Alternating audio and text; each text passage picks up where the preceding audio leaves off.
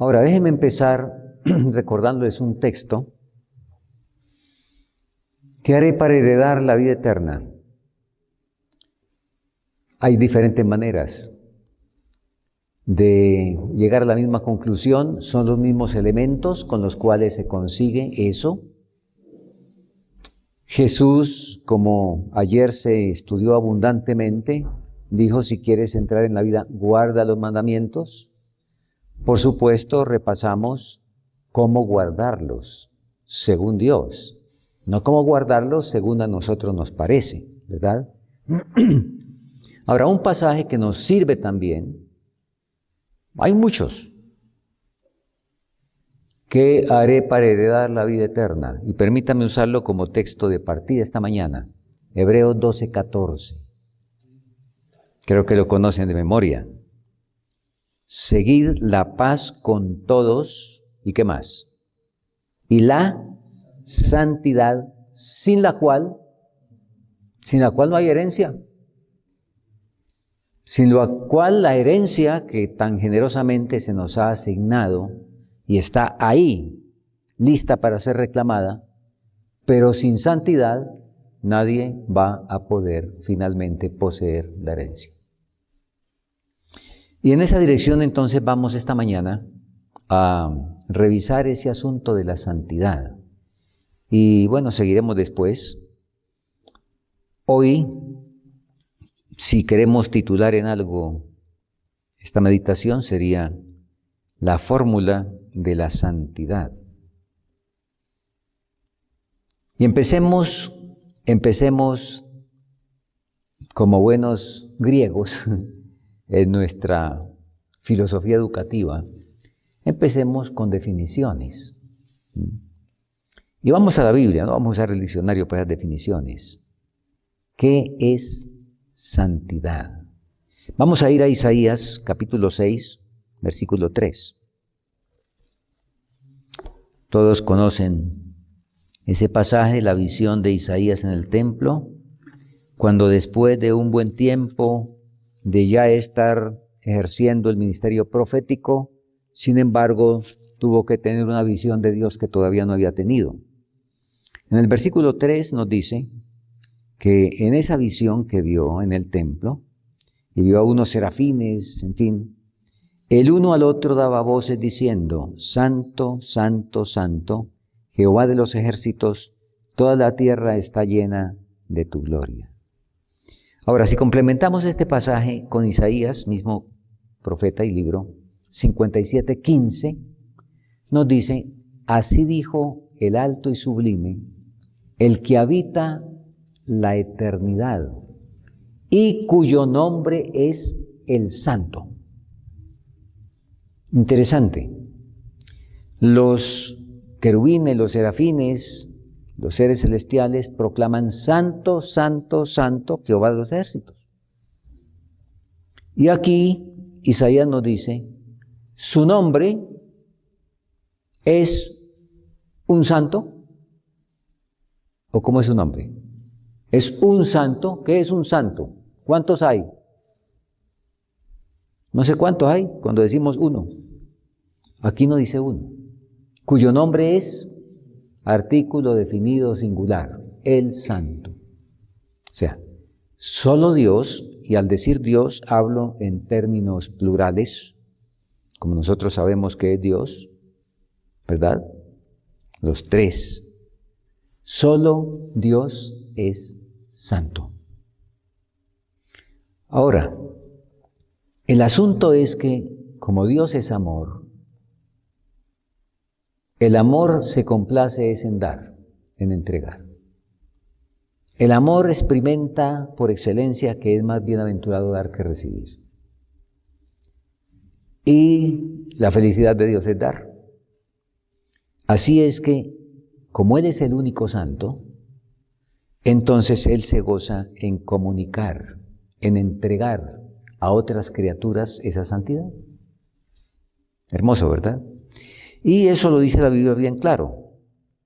A ver, y Dios incluso santifica no solo personas, sino también cosas, dentro del marco de nuestra necesidad como criaturas.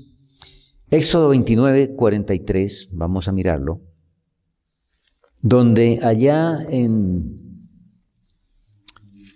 la construcción y en los aspectos que mediaron en el santuario, entonces el versículo 43 del capítulo 29 nos dice: y allí me encontraré con los hijos de Israel, y el tabernáculo será santificado con mi gloria.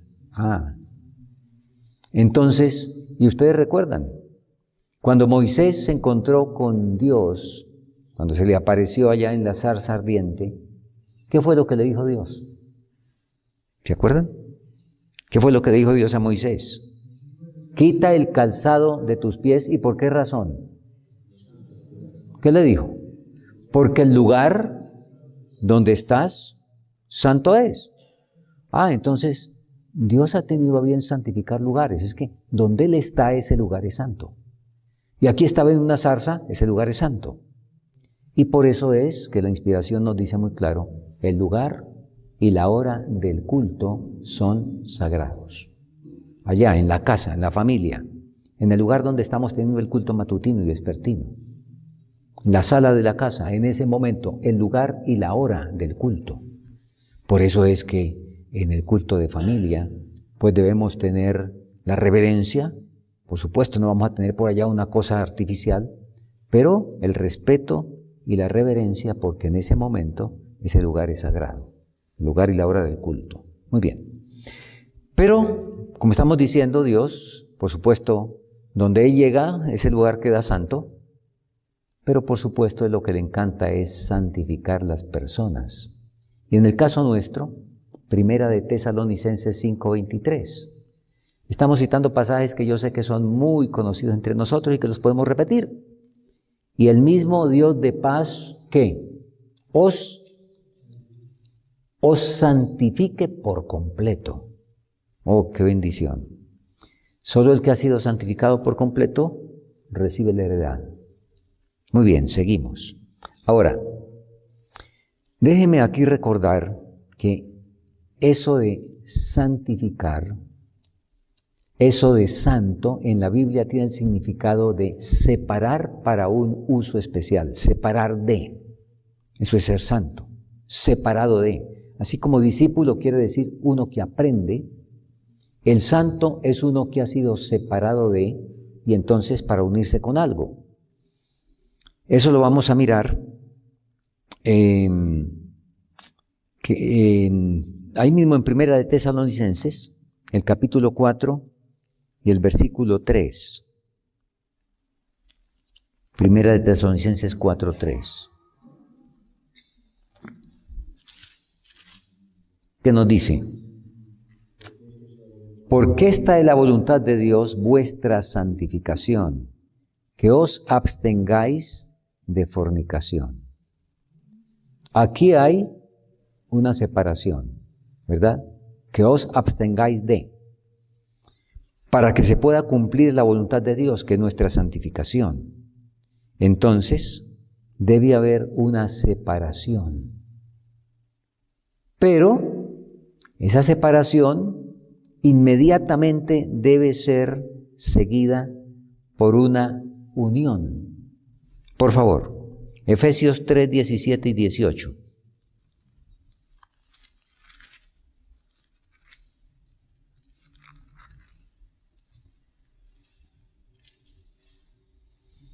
Para que habite Cristo por la fe. ¿Para qué es la separación? ¿Cuál es el objetivo de separarse de lo que no es? ¿De dejar eso de lado? El objetivo es para que habite Cristo por la fe en vuestros corazones, para que arraigados y fundados en amor, seáis plenamente capaces de comprender con todos los santos cuál es la anchura, la longitud, la profundidad y la altura, y de conocer el amor de Cristo que excede a todo conocimiento, para que seáis llenos de toda la plenitud de Dios. Entonces, a ver si repasamos. Dios comunica santidad. ¿Sí? Perdón un segundito. Quitamos aquí esta cuestión que se me olvidó. Ya. Dios comunica santidad. porque recordemos, Él es el santo. De paso, es interesante, Primera de Juan 4:8, nosotros lo conocemos más, casi que y más se repite en el mundo cristiano, donde dice: el que no ama no conoce a Dios, porque Dios es ¿qué? Amor.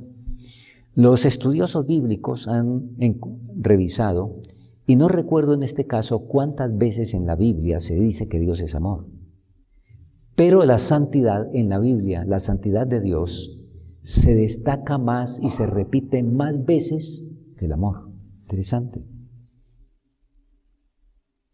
Hablan de que por lo menos hay unas 800 referencias en la Biblia donde Dios es santo. Entonces, interesante ese dato, nos muestra la importancia de esto, por supuesto. Muy bien.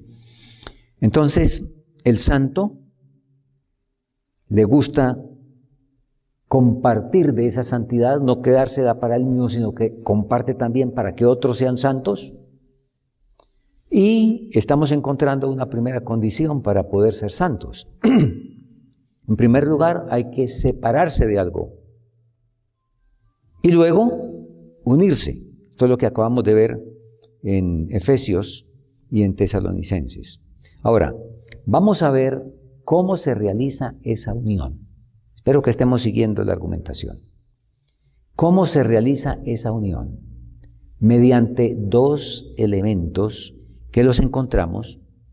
Primera de Pedro 1, versículo 2.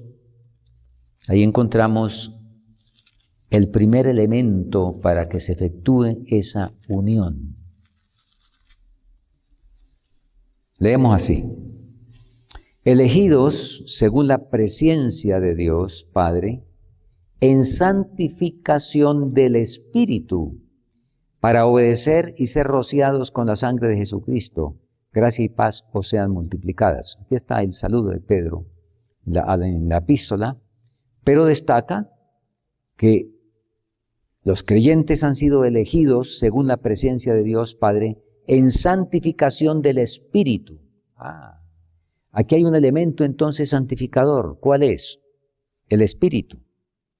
Y eso lo corrobora Segunda de Tesalonicenses, vamos a verlo. El capítulo 12, el versículo 13, nos ratifica exactamente lo mismo. Segunda de Tesalonicenses 2:13, leemos de la siguiente manera: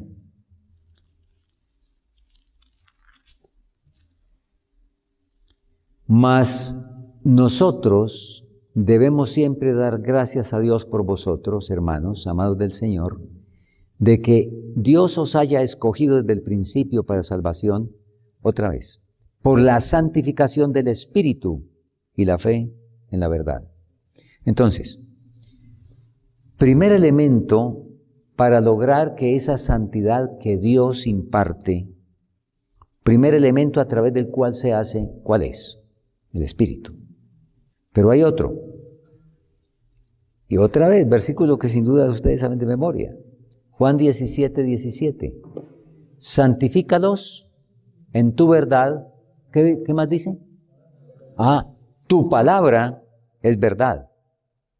Y el versículo 19 de Juan 17 nos corrobora exactamente lo mismo.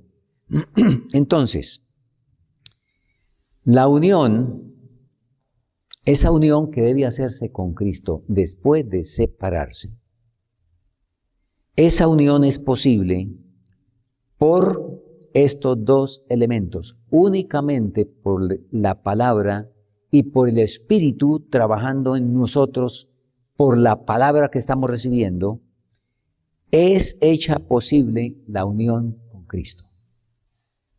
Por eso, quien no estudia la palabra y se la pasa apenas orando, pues no va a tener realmente una unión. Y el que estudia así sencillamente sin realmente humillar el alma ante el Señor, para que el Espíritu lo pueda iluminar, pues tampoco. Los dos elementos deben ir juntos. La palabra, pero nosotros tomando la actitud que permite que el Espíritu a través de esa palabra, como dice también el apóstol en Colosenses 1:27, para que habite Cristo por la fe en vuestros corazones. Entonces, esa es la manera. Y Colosenses 1:27 más bien dice es, porque es Cristo en vosotros la esperanza de gloria. Muy bien. Así es que si complementamos esto con la segunda epístola de Pedro, capítulo 1, versículo 4, nos dice que el Señor nos ha dado preciosas y grandísimas promesas. ¿Con qué objetivo? Para que por ellas lleguemos a ser participantes ¿de qué? De la naturaleza divina. Entonces repetimos, la santidad Dios la entrega y se necesita en primer lugar una separación. Estar dispuestos a separarnos de lo que no es.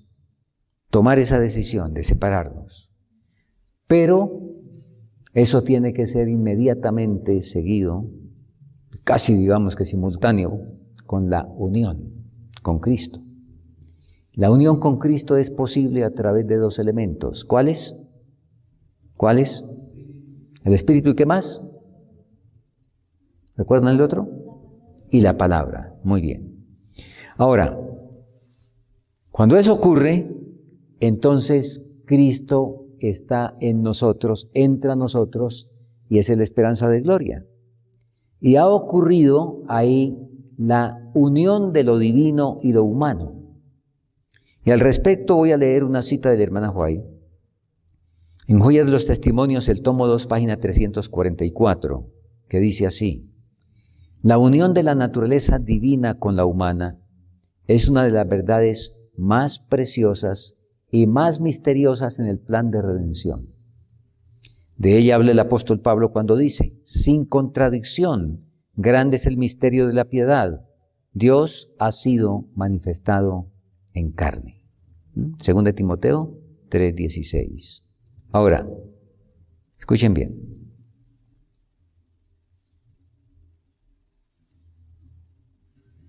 Segunda de Timoteo 3:16, por supuesto, está hablando específicamente de Cristo. ¿Sí?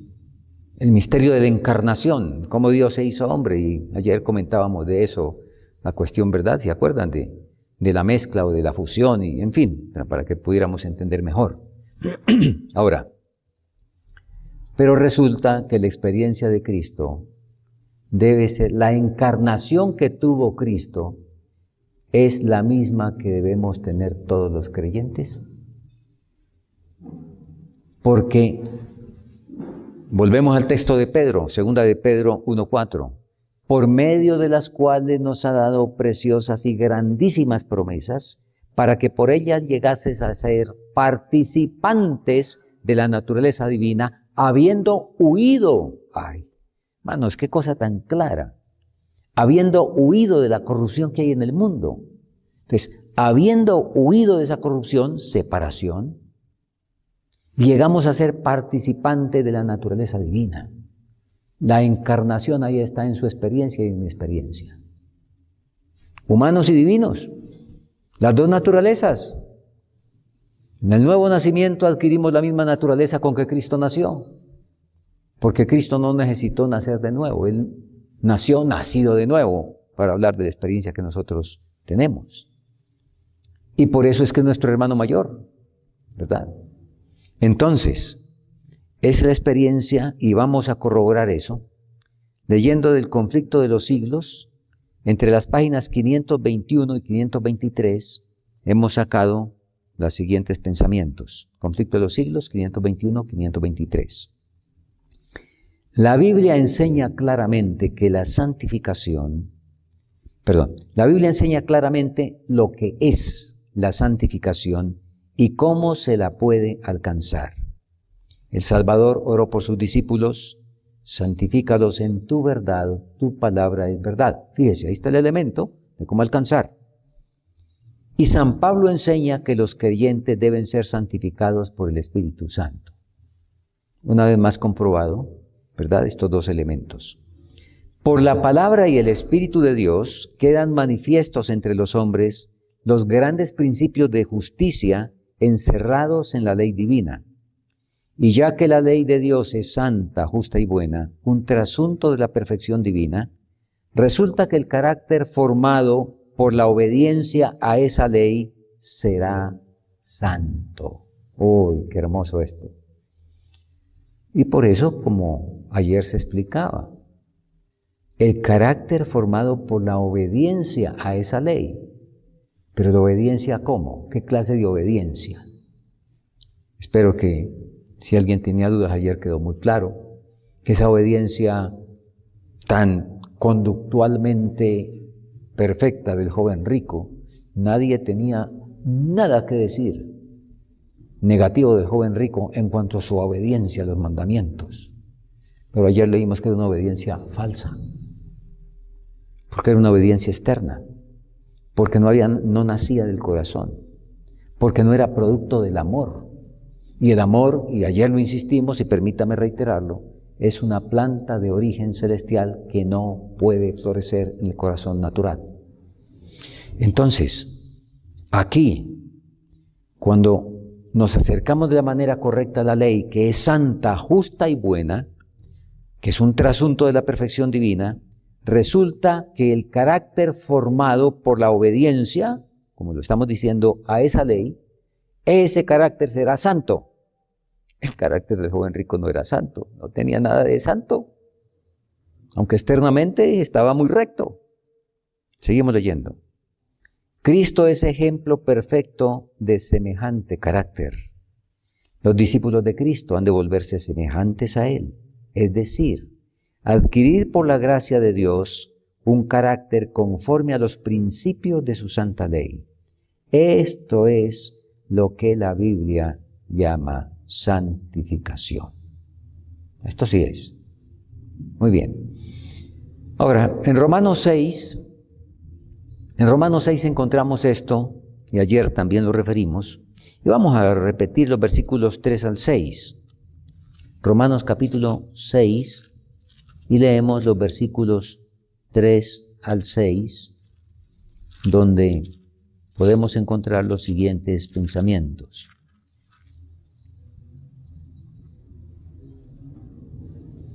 ¿O no sabéis que todos los que hemos sido bautizados en Cristo Jesús, hemos sido bautizados en su muerte? Aquí hay separación, ¿verdad? Porque somos sepultados con Él en la muerte por el bautismo, para que como Cristo resucitó de los muertos para la gloria del Padre, así nosotros también andemos en novedad de vida, unión. Porque si fuimos plantados juntamente con Él en la semejanza de su muerte, separación, también lo seremos en la semejanza de su resurrección, sabiendo esto, que nuestro viejo hombre fue crucificado con Él para que el cuerpo de pecado fuera destruido, a fin de que no sirvamos más al pecado. Y repasando un poco más, en Consejos para la Iglesia, página 535, en relación con esto del bautismo, leemos así. Por el bautismo se renuncia solemnemente al mundo. Los que son bautizados en el triple nombre del Padre, del Hijo y del Espíritu Santo, esto lo dimos ayer en el bautismo, al comienzo de su vida cristiana, declaran públicamente que han abandonado el servicio de Satanás y que han llegado a ser miembros de la familia real, hijos del Rey Celestial. Han obedecido la orden, salid de en medio de ellos y no toquéis lo inmundo. Los votos que asumimos por el bautismo abarcan mucho. En el nombre del Padre, el Hijo y el Espíritu Santo, somos sepultados como en la muerte de Cristo y levantados a semejanza de su resurrección para vivir una vida nueva. Nuestra vida debe quedar ligada con la vida de Cristo. Desde entonces en adelante, el creyente debe subordinar a esta nueva relación todas las consideraciones mundanales. Ha hecho un pacto con Dios, ha muerto al mundo y debe vivir para Dios y dedicarle toda capacidad que le confió. Es un súbdito del reino de Cristo, participante de la naturaleza divina. Debe entregar a Dios todo lo que es y todo lo que tiene, empleando sus dones para gloria de su nombre. Consejos para la Iglesia, página 536. Ahora, hermanos, vamos a tener una consideración práctica aquí. Y vamos a recordar estos dos principios, esto que se hizo ayer.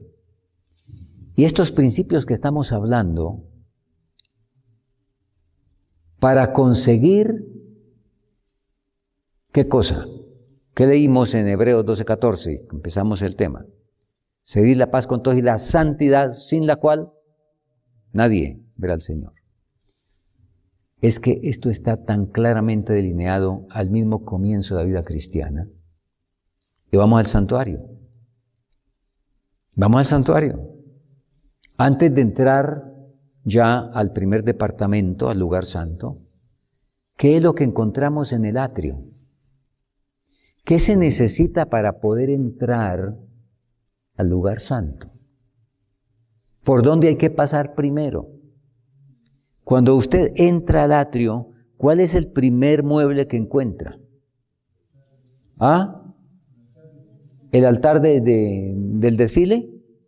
¿La pasarela para desfilar? Porque hasta en la altura se parece un altar a una pasarela. Sí, en la altura física. Más o menos 1 metro, qué sé yo. ¿Y ese altar de qué es? ¿Cómo se llama? ¿Es la plataforma para exhibirse o qué es? Es el altar del holocausto. Decimos altar del sacrificio, pero es correcto, pero más preciso es el altar del holocausto. ¿Y cuáles son las leyes del holocausto? Ustedes las revisan en Levítico 1, 5 y 6. El holocausto, la víctima en primer lugar debía ser degollada, luego debía desollarse, sacarle la piel, debía ser abierta y lavado los intestinos, bien lavado. Después había que descuartizarlo y por último meterle fuego. Ese era el holocausto. Y eso es lo que Cristo hizo. El altar del holocausto es símbolo de la cruz. Toda la vida de Cristo, pero que terminó en la cruz.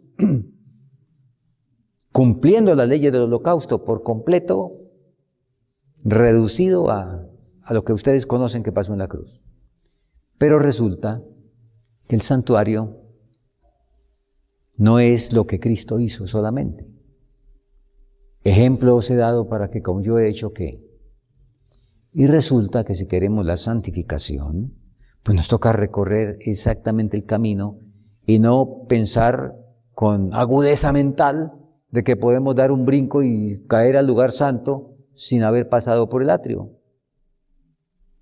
En el santuario no se puede entrar por la ventana, de hecho el santuario no tiene ventanas para decir que se mete por la ventana. ¿No? Hay una sola entrada, no hay más. No hay más definitivamente. San Juan 10, yo soy la puerta, no hay más puertas. El salteador entra por otro lado, dijo Jesús. Pretenden entrar por otro lado, pero en la realidad se engañan pensando que entraron por otro lado, se autoengañan porque no se puede entrar por otro lado, porque hay un único conducto de acceso. Entonces, el altar del holocausto no es solo para Jesús, es para que el que quiera seguirlo a Él, en primer lugar también tiene que, en el altar del holocausto, ofrecerse para ser degollado, desollado, descuartizado y quemado. ¿Qué es eso? La entrega que hemos insistido. Eso es la separación del mundo. ¿Y cuál es el mueble que encontramos enseguida en el atrio? ¿Cuál? ¿Cuál? La fuente. La fuente es para unirse. Está eso bien delineado, exacto, ¿verdad? Está la separación y la unión. Y ahora sí podemos entrar al lugar santo.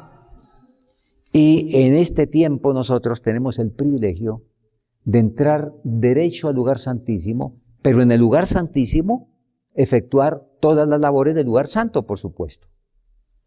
Pero la bendición del Señor es que podemos entrar directo al lugar santísimo. Pero ojo, por supuesto no se va a entrar al lugar santísimo sin estar cumpliendo con los deberes y con lo que significa el lugar santo.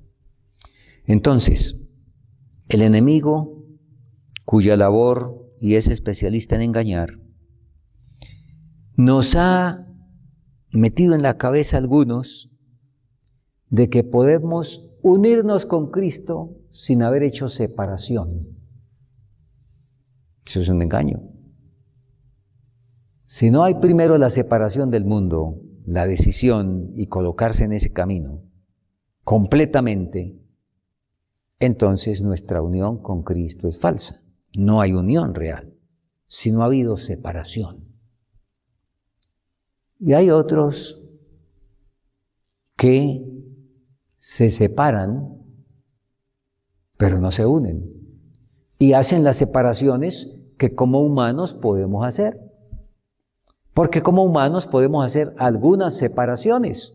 Bueno, las que había hecho el joven rico. Como humanos podemos arreglar la dieta, como humanos. ¿Qué más podemos arreglar? El vestido. Eso se puede arreglar. Por nuestra cuenta, por nuestra decisión, por nuestra voluntad. Ahí nos cuesta un poco, pero si hemos sido disciplinados de pronto, pues nos cuesta menos si somos un poco más disciplinados. ¿Qué más podemos hacer? Podemos hasta salir al campo. Tenemos suficiente con qué salir, pues salimos al campo, ¿verdad? Podemos hacer una cantidad de cosas y separarnos de una cantidad de cosas del mundo, pero sin unirnos al Señor. Y entonces estaremos en otro engaño. Porque las dos cosas, de manera genuina, no pueden ocurrir separadas. Son siameses, absolutamente siameses. Ustedes todos saben lo que son unos siameses, ¿verdad? Cuando usted separa a dos siameses, ¿cuál se muere? ¿Uno vive y el otro se muere? No. Para que puedan estar vivos tienen que estar pegados, tienen que estar juntos. En el momento que usted los separa, se mueren los dos. Porque es que no pueden estar separados, porque incluso en algunos casos comparten órganos vitales. Entonces, ese punto es muy importante. Bueno, hermanos, terminemos con algo que ustedes conocen muy bien. Por eso es que el camino a Cristo, y aquí coloco la paginación clásica, la página 69, nos dice: tenéis que dar todo el corazón, tu voluntad, tu servicio, darte a Él para obedecer todos sus requerimientos, y debes tomar todo, a Cristo, la plenitud de toda bendición, para que habite en tu corazón y para que sea tu fortaleza, tu justicia, tu eterno ayudador, con el fin de recibir poder para obedecerle. Y luego sigue esa declaración que creo que también la conocemos muy bien. Conságrate a Dios todas las mañanas, haz de esto tu primer trabajo, sea tu oración, tómame, oh Señor, como enteramente tuyo, pongo todos mis planes a tus pies, úsame hoy en tu servicio y sea toda mi obra hecha en ti. Y ella nos dice, este debe ser un asunto cada que tenemos semanas de oración, o cada que tenemos semana de reavivamiento, o cada que tenemos congreso, ¿sí? Eso de consagrarse a Dios, bueno, ella lo dijo, todas las mañanas, haz de esto tu primer trabajo, sea este un asunto diario. Y al hacerlo de todo corazón, entonces estaremos recibiendo la santificación y la fuerza que necesitamos para el día. Y qué bien nos hace, hermanos, que recordemos, además de esta declaración tan extraordinaria, otra donde la hermana Huay nos anima a vivir el día como si fuera el último. Y yo les aseguro que funciona. Si usted por la mañana, además de estos pensamientos, le dice: Señor, por favor, que tu Espíritu me asista hoy para que me ayude a vivir como si hoy fuera mi último día de vida. Y que tu Espíritu esté atento y me recuerde eso. ¿Sabe qué va a pasar? Cuando el diablo lo tienta, cuando sale de la casa por allá y lo tienta de alguna de las 1000 maneras que tiene, y cuando apela todavía a lo que nos queda de concupiscencia, que la concupiscencia no se corta de un día para otro de un disparo, como decíamos ayer, sino que obviamente va muriendo y debe morir rápido, pero todavía hay algo en lo cual Satanás tiene asidero. Cuando estamos frente a eso, entonces el Espíritu Santo nos recuerda: si yo he orado por la mañana, Señor, ayúdame a vivir como si este fuera mi último día y asísteme cuando sea necesario. Entonces el Espíritu Santo me dice: y si hoy fuera tu último día y esta es tu última tentación, ¿cómo la vas a afrontar? Y entonces ahora yo con ese pensamiento digo: yo no puedo ceder. ¿Qué tal que sea la última tentación y esta sea la que entonces va de alguna manera a definir mi situación? No puedo ceder. Así es de que esas dos cosas nos ayudan poderosamente para avanzar en la santificación. Lo que acabamos de leer: conságrate a Dios todas las mañanas, haz de esto tu primer trabajo, ¿verdad? Y, Señor, ayúdeme a vivir hoy y que hoy pueda tener la conciencia de que podría ser mi último día. Ayúdame a vivir como si fuera mi último día. Y al hacerlo de todo corazón tendremos la respuesta y el Señor nos seguirá encaminando por el camino de la santificación, y al perseverar en eso, entonces la herencia eterna será segura.